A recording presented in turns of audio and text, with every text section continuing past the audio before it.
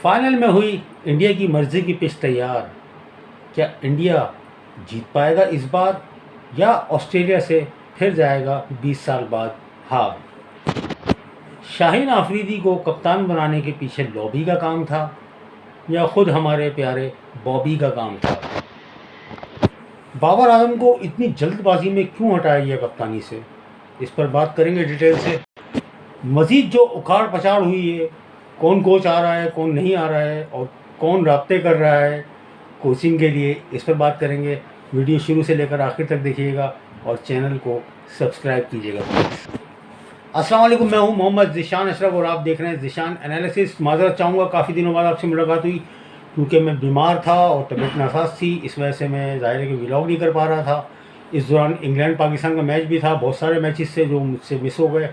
और जब मैं हॉस्पिटल में था मुझे याद है कि मुझे बताया गया कि इंग्लैंड और पाकिस्तान का मैच है और उसमें टर्म एंड कंडीशन ये हैं कि पाकिस्तान अगर इतने रन से जीतेगा तो आएगा, 400 बनाएगा तो 112 पे आउट करना पड़ेगा और 50 रन पे आउट करेगा तो 2.5 ओवर में चेस करना पड़ेगा। तो मैं समझ गया था कि पाकिस्तान तो बाहर ही हो गया। अब उसके बाद जाहिर है कि बहुत सारी चीज़ें उथल पथल चेंजिंग वगैरह हुई, तो इस पर बात करेंगे। खैर, सबसे पहले बात करते हैं इंडिया और ऑस्ट्रेलिया के मैच की आज की। तो आपको बताते चलें कि वो जो टॉस वाला मामला हुआ और बहुत सारे तनाज़ात हुए कि पिचेस का मामला आ गया कि इंडिया अपनी मर्ज़ी के पिचेस बनाता है खेलने के लिए, अपनी मर्ज़ी की पिच पे खेलता है। तो मैं आपको ये कन्फ्यूजन दूर कर दूं कि मैच में टॉस से पहले पिच पे बेल्स लगाई जाती हैं और बेल्स लगने के बाद दोनों कप्तान भी देखते हैं पिच को, उसके बाद टॉस होता है। तो जाहिर है कि फेवर मिल जाता है कि पिच देख के कप्तान को अंदाज़ा होता है क्योंकि जो तजर्बेकार कप्तान होता है उसको अंदाज़ा होता है कि पिच कैसी है, उससे पहले बैटिंग करना ज़्यादा मुनासिब रहेगा या बॉलिंग करना ज़्यादा मुनासिब रहेगा। तो ये फेवर मिल जाता है। अब ये इल्ज़ाम लगाना जी कि इंडिया पिच चेंज कर देता है, ये तो खैर कोई बात नहीं है। ICC ने भी इसकी वजाहत जारी की कि जी जो पिचेस होती हैं वो हमें बताई जाती हैं। और सबसे पहली बात ये बताऊँगा, एक ग्राउंड में 5-5, 6-6 पिचेस होती हैं। तो पिच तो ज़ाहिर है कि हमारे कराची के नेशनल स्टेडियम में भी 3 पिचेस हैं। तो मैच से पहले जो है वो जब टॉस होता है उससे पहले बेल्स लगा के उस पिच को फाइनल किया जाता है कि इस पिच पे मैच होगा। तो खैर, इंडिया की पिचेस तो मोस्टली ऐसी होती हैं, बैटिंग विकेट होती हैं, स्पिन विकेट होती हैं और बैट्समैन और स्पिनर को सपोर्ट्स करती हैं। तो अभी तक हमने ही नहीं देखा कि इंडिया में कोई बॉलिंग पिच बनी हो फास्ट बॉलर्स के लिए साजगार। वो तो इंडिया की अपनी कैपेबिलिटी है कि वो अच्छे बॉलर खिला रहा है, अच्छी पैचेस से बॉलिंग करते हैं, वो विकेटें ले जाते हैं। तो इसमें इंडिया की काबिलियत है और किसी टीम की कोई काबिलियत नहीं है। हालांकि ऑस्ट्रेलियन भी बहुत अच्छी बॉलिंग करते हुए हैं, फास्ट बॉलर, और साउथ अफ्रीकन बॉलर भी बहुत अच्छी बॉलिंग करते हुए हैं। तो हमारी तो खैर नाअहली थी पाकिस्तान टीम की कि हमारे बॉलर अच्छी बॉल नहीं कर पाए और सीधी सीधी गेंदें करते रहे। स्विंग उनको अगर मिलता भी था तो वो इतनी दूर इस पैच पे फेंकते थे कि बैट्समैन आराम से जज करके उसको पुल कर देता था, ऑफ स्टंप पे छक्का मार देता था। तो खैर, बात होगी आज के फाइनल की, बात है पिच की। तो आपको ये बताते चलें कि पिच के बारे में बात हो रही है कि पिच आज जो फेवर देगी वो पहली बैटिंग करने वाली टीम को देगी। ये वही पिच है जो पाकिस्तान इंडिया के मैच के दौरान इस्तेमाल हुई थी, बैटिंग पिच। जो फर्स्ट बैटिंग करेगी वो 315 बना सकती है और 315 वो चेज़ नहीं होंगे, ये मुश्किल होंगे। तो मैं आपको बताता चलूँ कि न्यूजीलैंड और इंडिया का जो सेमीफाइनल हुआ था उसमें भी कुछ ऐसी पिच थी कि जो पहले बैटिंग करेगा 300 प्लस स्कोर करेगा तो वो 300 प्लस स्कोर चेज़ करना मुश्किल हो जाएगा।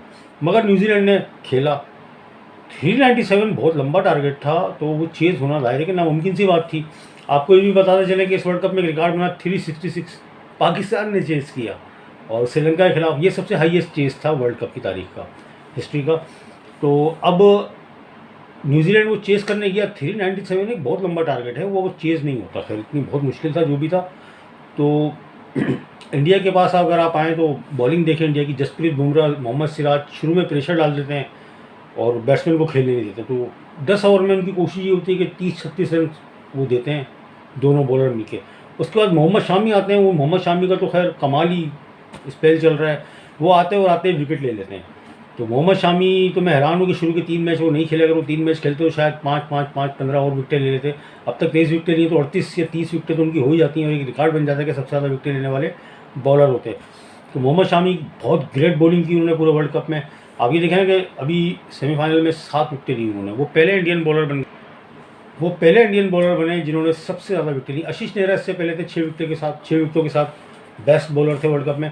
तो मोहम्मद शामी, फिर आप जब आप इनसे बचते हैं तो फिर वो कुलदीप यादव आ जाते हैं। कुलदीप यादव नहीं छोड़ते, वो कुलदीप यादव से अगर आप बच भी गए, अगर आपने उनको रोक लिया तो फिर वो रविंद्र जडेजा आ जाते हैं। मतलब मुखालिफ टीम की बैटिंग करे तो करे क्या।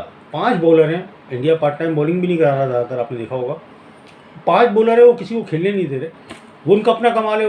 और सबसे बड़ी बात ये है कि उनका होम ग्राउंड है, होम क्राउड है, तो वो अपने तरीके से खेलना जानते हैं कि उनको कैसे खेलना है। ऐसे अगर हम पाकिस्तान खेलता है, जैसे न्यूजीलैंड के खिलाफ सीरीज़ खेली पाकिस्तान ने अपने घर में, तो पाकिस्तान ने न्यूजीलैंड को अच्छा काबू किया, क्योंकि हमारा अपना घर था, हम जानते हैं कैसे खेलना है। तो इसी वो इंडिया का अपना घर है, वो जानता है कि उसको कैसे खेलना है, इंडिया को ये एडवांटेज है। तो अब देखना है कि 20 साल पहले एक फ़ाइनल हुआ था ऑस्ट्रेलिया और इंडिया का, तो इंडिया क्या उसका बदला ले पाएगा या नहीं ले पाएगा। यहाँ पे एक बात आपको और बताते चलें कि बात ये हो रही है कि टॉस जीतने वाली टीम पहले बैटिंग करेगी और वो चेज़ करेगी। अच्छा, अब बात हो रही है टॉस की। न्यूजीलैंड और इंडिया के दरमियान जो टॉस हुआ था, उसमें यही हुआ था कि एक स्पॉन्सर, आपने देखा होगा गोल दायरे में स्पॉन्सर होता है, उस पर कोइन को फेंकना होता है। कोइन अगर उस पर आगे गिरता है तो उसी में पता चल जाता है टेल्स या हेड। तो वो कप्तानों की रेंज में होता है, उनकी आइज़ की रेंज में होता है कि वो देख सकते हैं कि क्या है, दोनों कप्तानों की। मगर रोहित शर्मा ने टॉस इतना दूर उछाला था कि वो जाहिर है कि रेफरी को जाके देखना पड़ा क्या है, और रेफरी ने दूर से इशारा कर दिया कि रोहित शर्मा टॉस जीत गए। अब आप इसका मतलब है कि इल्ज़ाम लगा रहे हैं मैच रेफरी पे कि उसने जो है टॉस जितवाया जानबूझ के। खैर ये तो एक कई सुनी सी बात है। आज देखना है कि आज टॉस कौन उछालता है। अगर आज भी वही रिपीट हुआ तो फिर इसका मतलब है कि ये टॉस वाला मामला ही जाहिर है कि मतनाज़ा सा है। खैर देखते हैं आज फाइनल में क्या होता है। मोस्टली इंडिया फेवरेट है, और चूँकि इंडिया के पास अच्छी बॉलिंग, अच्छी बैटिंग, आप बैटिंग देखें ना इंडिया की, दोनों ओपनर रोहित शर्मा तो कमाल है, नो डाउट। वो शुरू से परेशानी ले रहे, 6 ओवर में 50 रन की ओपनिंग पार्टनरशिप होती है रोहित शर्मा की, और उनके साथ जो ओपनर आते हैं नंबर 1 ओपनर, नो डाउट बेहतरीन खिलाड़ी हैं, क्लास की बैटिंग करते हैं। तो अगर ये दोनों 10 ओवर भी खेल जाते हैं, 70-80 रन, 90 रन तो वो खींच लेते हैं। फिर बाद में वन डाउन आते हैं विराट कोहली तो आपको पता है कि उन जैसा बैट्समैन कोई पूरी दुनिया में नहीं। वो मुझे नहीं लगता कि इस दुनिया के बैट्समैन हैं, वो ऐसा लगता है ऐसे किसी और मतलब किसी और दुनिया से आए हैं और यहाँ पे आके बैटिंग करते हैं। उनकी फ़िटनेस लेवल, उनकी एज देखें आप, उनकी फ़िटनेस देखें, उनका बैटिंग स्टांस देखें आप, उनकी शॉट देखें, हर चीज़ पे उनको कंट्रोल है। विराट कोहली को आउट करना नो डाउट बहुत मुश्किल काम है। तो विराट कोहली इन्फॉर्म है, फिर श्रेयस अय्यर आए थे। श्रेयस अय्यर तो हार्ड हिटर मतलब इंडिया के पास बैटिंग लाइन। अच्छा, विराट कोहली को मैं एक बार मुबारकबाद देता हूँ, 50 सेंचुरियाँ उन्होंने स्कोर कर ली वनडे क्रिकेट में, 50 सेंचुरियाँ। यहाँ उसके उनके बाद अगर कोई हैं तो रोहित शर्मा है 35, मतलब 15 सेंचुरियाँ दूर हैं वो। तो विराट कोहली पे ये भी वहाँ के लोगों ने इल्ज़ाम लगाया कि अपने लिए खेलते हैं, अपनी सेंचुरियों के लिए खेलते हैं। खैर ऐसा नहीं है, विराट कोहली की बैटिंग आपके सामने होती है। 80+, 90+ का स्ट्राइक रेट लेके खेलते हैं वो, अपनी सेंचुरी के लिए नहीं खेलते हैं। हाँ, कुछ 2-3 मैचेस में उन्होंने ये अचीवमेंट की कोशिश की, छक्के चौके मार के भी सेंचुरी की। उसमें ऐसा ही लगा कि जाहिर है कि वो सेंचुरी करना, और वो नहीं चाह रहे थे, उनकी पूरी टीम चाह रही थी कि वो सेंचुरी करें। एक बड़ा माइलस्टोन जाहिर है कि उन्होंने अचीव किया। तेंदुलकर, द ग्रेट तेंदुलकर को उन्होंने पीछे छोड़ा। तेंदुलकर 49 सेंचुरियाँ बना के, उनको क्रिकेट छोड़े हुए मेरे ख्याल से 8-10 साल हो गए 10 साल तो हो गए मेरे ख्याल से। हाँ, तो 10 साल से उनके बाद ये रिकॉर्ड था, और आज कहीं जाके वो टूटा है। तो Virat Kohli, you deserve it man, no doubt, you are a very good player. तो बात करते हैं इंडिया की बैटिंग लाइन की। के राहुल आ जाते हैं। के राहुल जो है वो भी नहीं छोड़ते। उनका जो कट शॉट है, वो मिडिल की गेंद को भी कट पे उठा के चौका या छक्का मार देते हैं। मतलब वो बॉल बीट नहीं कर पाते, छक्के वो बहुत अच्छे मारते हैं। मतलब अग्रेसिव 1+ का स्ट्राइक रेट से वो भी खेल रहे हैं। श्रेयस अय्यर भी 1+ के स्ट्राइक रेट से खेल रहे हैं वर्ल्ड कप में। और फिर पीछे ये 5 बैट्समैन ही है जो तकरीबन आउट ही नहीं होते हैं, वो 300-400 तक स्कोर चला जाता है। भले वो चेस करने जा रहे हो तब भी ये ले जाते हैं। तो इंडिया की batting line no doubt number 1 है। सामने ऑस्ट्रेलिया की टीम भी बहुत अच्छी है, इसमें कोई शक नहीं है। डेविड वार्नर, ट्रेविस हेड और ग्लेन मैक्सवेल। अच्छा, लबोशेन और स्टीव स्मिथ एक जैसे क्रिकेट खेलते हैं, डिफेंसिव क्रिकेट है उनकी। स्मिथ जो है वो फिर भी थोड़ा अच्छा खेल लेते हैं, मगर वो भी इस वर्ल्ड कप में स्कोर नहीं कर पाए।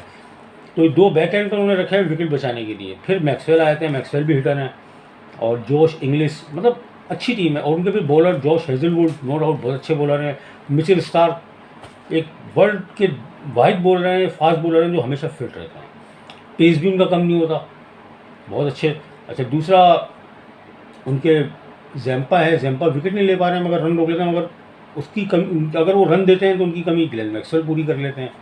तो ऑस्ट्रेलियन टीम भी बहुत अच्छी टीम है। अब देखना है कि आज फाइनल में क्या होता है। टॉस फैसला करेगा, टॉस फिक्सिंग होती है नहीं, ये बात भी सुनने में आ रही है। देखते हैं। एक स्लो पिच है, बैटिंग पिच है, और 315 भी अगर बनते हैं तो वो ज़ाहिर है कि डिफेंडेबल होंगे, मगर मुझे नहीं लगता कि वो 315 अगर इंडिया को मिले तो इंडिया उसको चेज़ ना कर पाए। इंडिया को अगर 350 ही मिले तो इंडिया चेज़ कर लेगा। देखना है कि पहले बैटिंग कौन करता है। तो बात करें पाकिस्तान क्रिकेट की, वर्ल्ड कप में बुरी तरीके से हार गई। जब पाकिस्तान टीम वापस आई, कुछ लाहौर आया, कुछ कराची आया, कोई उधर गया, कोई उधर गया, तो उसके बाद ही ये सोशल मीडिया पे और हमारे मीडिया पे तूफान आना शुरू हुए, कप्तान को हटाया जाए, चेंजेस की जाए, कोचिंग स्टाफ को हटाया जाए। कोचिंग स्टाफ की तब्दीली का तो मैं भी हामी था, मगर कप्तान को हटाने का मामला जाहिर है कि वो एक नाकामियों से भी जुड़ा था बाबर आजम की। बाबर आजम को मैं कहना चाहूँगा कि वो कप्तान बुरे नहीं थे, नो डाउट। उनको खिलाड़ी अच्छे नहीं मिले। आप साउथ अफ्रीकन कैप्टन को देख लें, बेमुआ, वो खुद अच्छा नहीं खेले, मगर उनकी टीम बहुत अच्छा खेली, उनके पास खिलाड़ी अच्छे थे, खिलाड़ियों ने परफॉर्म किया। कप्तान ने कुछ नहीं किया पूरे वर्ल्ड कप में, मगर उनकी टीम उनको सेमीफाइनल तक लेकर आई और टॉप टेबल पे टॉप सेकंड टॉप 2 पे थी साउथ अफ्रीका। उसकी वजह ये थी कि उनके खिलाड़ी अच्छा परफॉर्म कर रहे थे। हमारे तो कोई खिलाड़ी अच्छा परफॉर्म नहीं कर रहे थे, तो अब जाहिर है कि आप सारा नज़ला आपने बाबर आजम पे गिरा दिया। अब बात ये हो रही थी, लॉबी थी, लॉबी शाहिन अफरीदी को लेकर आए, लॉबी ने जो है वो बाबर आजम को कप्तानी से हटाया। तो मुझे एक बात ये समझ नहीं आई कि अगर ये लॉबी थी तो लॉबी शाहिन अफरीदी को कप्तान बनाना चाहती थी, बोर्ड ने उसको बना भी दिया, तो इसका मतलब है कि प्लेयर पावर चलता रहेगा। अगर शाहिन अफरीदी के लिए लॉबी बनी थी, बाबर के अगेंस्ट लॉबी थी, तो वो कामयाब हो गई, तो बोर्ड लॉबी के आगे बैठ गया। इसका मतलब तो ये हुआ। हम भी यही कह रहे थे कि हमने भी ये सुना था कि ज़ाहिर है कि लॉबी है।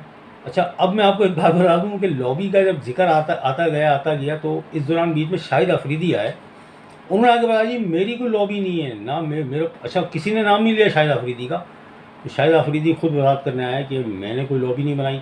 उसकी एक वजह ये थी कि उनके दामाद चूँकि वाइट बॉल के कैप्टन बन गए, तो एक वजह ये थी। अच्छा, अब हुआ ये कि मैंने सुना था कि पीसीबी के चेयरमैन की मुलाकात हुई बाबर आजम से। मुलाकात बहुत अच्छी थी, ज़ाहिर है बाबर आजम भाई बड़े खिलाड़ी थे, उनसे क्या आप सख्ती करते। तो मुलाकात में ये बात हुई जी आपको हम वाइट बॉल की कैप्टनसी से हटा रहे हैं, तो आपको टेस्ट क्रिकेट की कैप्टनसी दे रहे हैं। तो बाबर आजम ने जवाब दिया जी मेरी अकेले की तो इतनी बुरी परफॉर्मेंस थी, पूरी टीम ने ये किया, तो आप मुझ पर नज़ला क्यों गिरा रहे हैं। तो उन्होंने बोला जी नहीं देखें आपकी परफॉर्मेंस भी ख़राब है, आप बड़े प्लेयर हैं, तो आपको मतलब उनको हटाने का एक माइंड सेट पहले से था कि आपको कप्तानी से हटाना है वाइट बॉल की, तो आप टेस्ट की कप्तानी करना है। तो बाबर आजम ने कहा मैं अपने वालिद साहब से मशवरा करूँगा, और कुछ देर बाद ही बाबर आजम ने तीनों फॉर्मेट से इस्तीफ़ा दे दिया। बाबर आजम समझ गए थे, क्योंकि पीसीबी चेयरमैन उनको कोई चॉइस ही नहीं दे रहे थे कि आप जो ये करें वो करें, वाइट बॉल से तो आपको जाना है। तो इसका मतलब ये हुआ कि वाइट बॉल की कप्तानी पहले से देने का फैसला हो गया था। वर्ल्ड कप के दौरान ही हो गया था, ये भी हम सुन रहे थे कि वर्ल्ड कप के दौरान ही शाहिन अफरीदी को कप्तान बना दिया गया था, बस यहाँ आके उनका ऐलान होना बाकी था। खैर वो तो हमने मैचेस में भी देखा ग्राउंड में कि बाबर आजम तनहा रहे और खिलाड़ी विकेट ले रहे हैं, तो वो ज़ाहिर है कि रिजवान और शाहिन अफरीदी के पास जाते रहे। No doubt Shaheen Afridi capable है, मगर शाहिन अफरीदी की वर्ल्ड कप में परफॉर्मेंस इतनी अच्छी नहीं है। फिर वो एक फास्ट बॉलर हैं और क्रिकेट ज़्यादा खेलते हैं, इंजर्ड भी हो जाते हैं। अगर खुदा ना खास्ता वो इंजर्ड होते हैं तो आप वाइस कैप्टन किसको बनाएंगे। वाइस कैप्टन तो भी आपने अनाउंस ही नहीं किया है, वाइस कैप्टन होगा। तो खैर वो शाहिन अफरीदी का एक अपना एक फिटनेस लेवल है, वो देखा जाएगा आगे क्या होता है।